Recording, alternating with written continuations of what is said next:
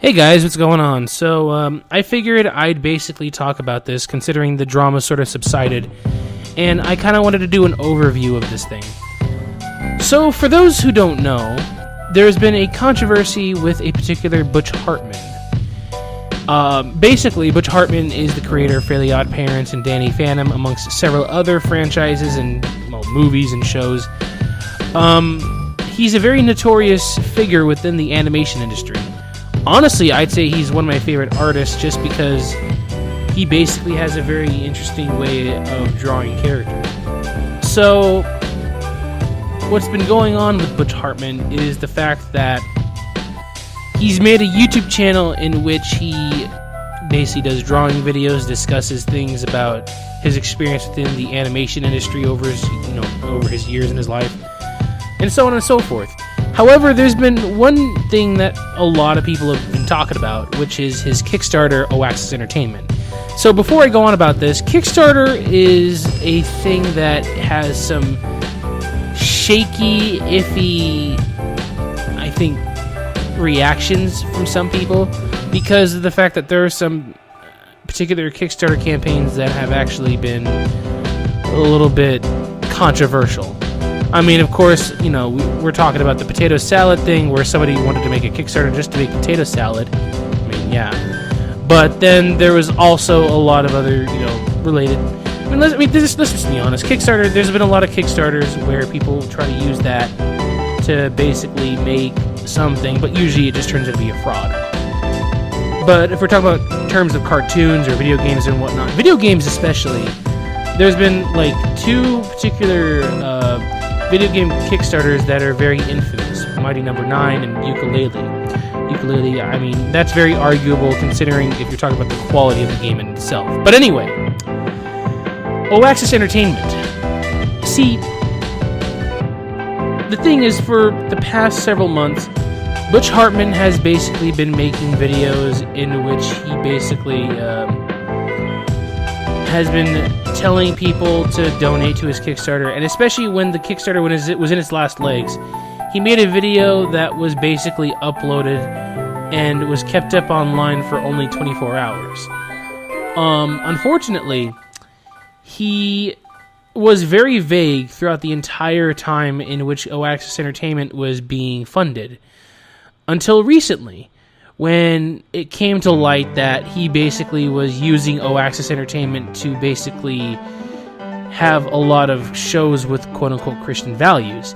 There's been him at a lot of press conferences and panels where he basically was, related to, Christians and Christianity and whatnot, in which he basically wants to make a streaming service for kids. And the thing is, too, while I don't mind him making Bible-themed shows or Christian-themed shows or just shows with Christian themes within them, I feel like when it comes to just him making this streaming service, I feel like, honestly, him lying about it and being really, vague with his audience, especially his audience that consists of children and just fans of his show in general, it's a bit dishonest. Though, of course, there's also the whole thing where he was saying how suicide and depression were caused by social media and the media in itself, which, no. I'm sorry, but no. However, there is one thing, though, that I want to talk about in relation to that. And see, ever since a lot of people have been digging up information on what Butch Hartman has been saying in streams, and even within his videos, there was one that resurfaced in which he basically was discussing the whole suicide of Mary Kay Bergman, in which him and Tara Strong basically discuss the suicide of Mary Kay Bergman herself.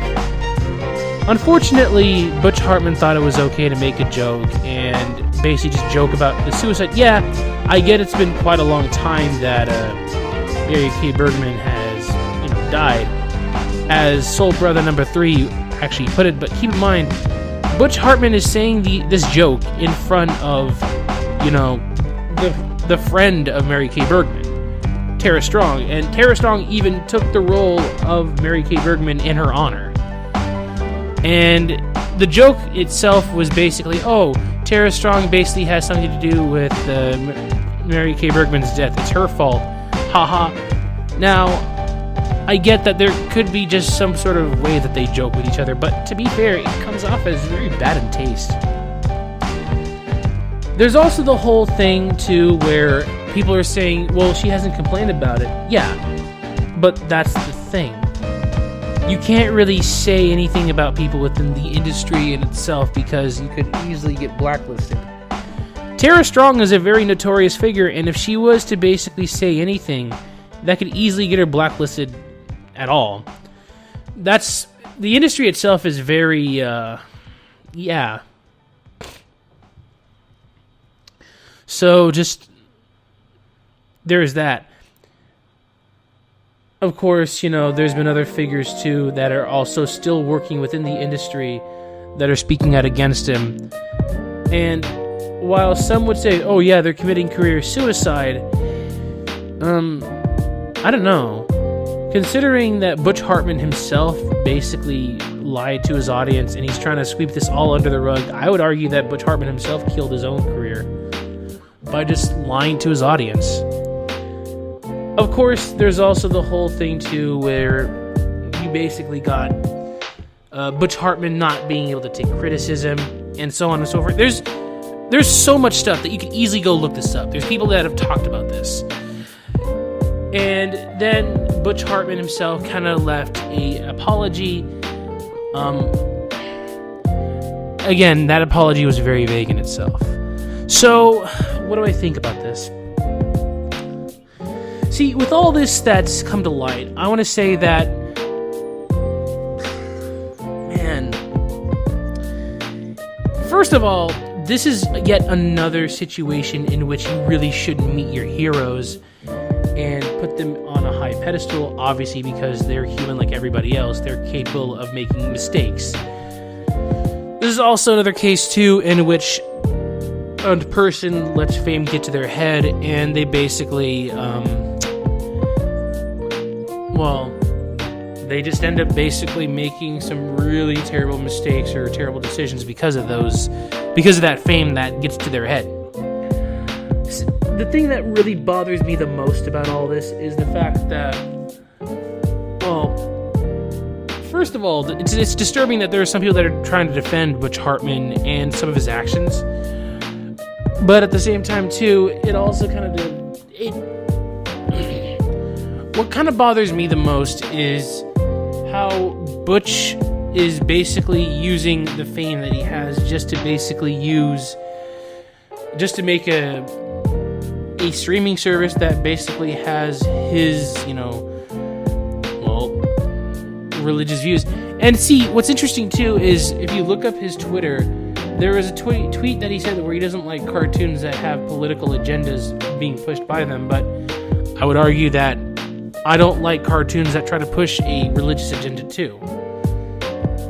I mean, honestly, the door swings both ways, dude. And the thing is that with this whole thing about him not being able to take criticism and whatnot, there's been talks about him taking down videos. It just shocks me that somebody who would basically be working in the professional industry for so long would act so unprofessionally. And there's been stuff that has been coming out too, like, now, I'm not going to say that everything that he's done is bad, because there's some stuff that basically has been coming out. He basically has an account where he has like very Republican or political or conservative opinions or whatever. He likes owned SJW videos. That's not really the thing that bothers me. I don't care that he basically likes those videos. And I feel like, honestly, people basically going on about that, that's like the least of my issues with him. See, when it comes to politics or whatever, I feel like people kind of get on specific people's cases for either being too liberal or conservative. And this is why I just don't like when people get so politically involved that it's just obnoxious. One of the reasons I can't stand Twitter. But the thing is that when it comes to just the actions of Butch, I feel like he was taking advantage of his really young fan base to just basically pay him the money to make the streaming service. And honestly, had he been more upfront about his service, and there's been a lot of people that have been talking about it, like Pie Guy Rolls, even Critical, Penguin OZ. That guy, of all people, talked about this. There's been so many people that have basically discussed this stuff. It just shows you that Butch Hartman himself obviously did not handle this very well, and it's disturbing to me to know that somebody like Butch just would drown his career into the drain like this.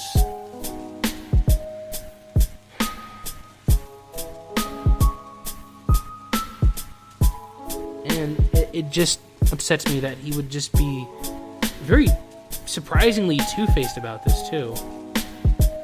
Don't get me wrong, I still like a lot of his artwork.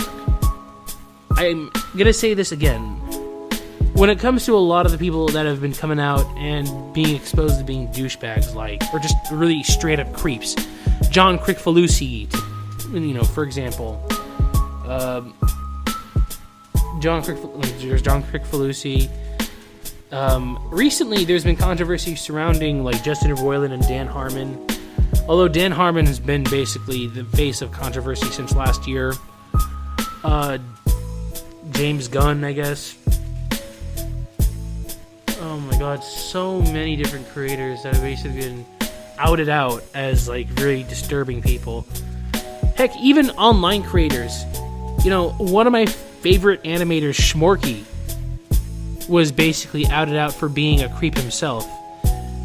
That's kind of a video I want to talk about on its own, but still, it's sad to know that all these people themselves are really disgusting people. But the thing is, see, I can argue that there's been so many people within history that have made really great works of art, but still are very awful people.